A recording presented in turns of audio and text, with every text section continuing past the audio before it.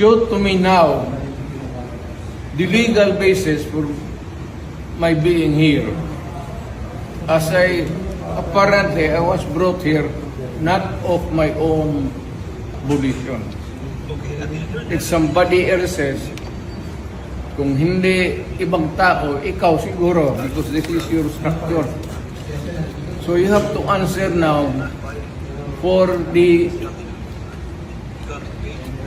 deprivation of liberty. People general naman kayo. Alam mo ba na hindi man lang siya na-serve kung anong kaso kung sinacharge sa kanya ngayon? Hindi niya alam. No? Kahit na PI man lang. Alam mo, ang charge sa kanya nasa dyaryo lang. And then, hindi pa kayo na ano na ganito ginagawa natin. Sumusunod tayo sa isang entity na hindi na tayo member. Nag-withdraw na tayo. And yet, sir, you are the Prosecutor General. Yes. You know how to exercise due process. Before you can even file charges, you have to file a complaint. We have to file a counter affidavit. Without doing those procedural process, here we are, being issued a warrant of arrest, questionable warrant of arrest. Ano naman to, sir?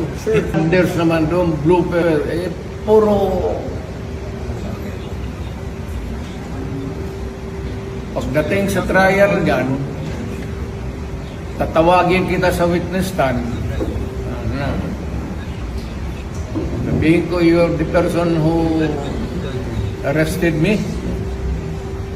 May I know the reason why? Have you read the documents? Or at least, have you read the case at that time when you made the arrest? So that you would be guided to what you should know. Yan lang yan.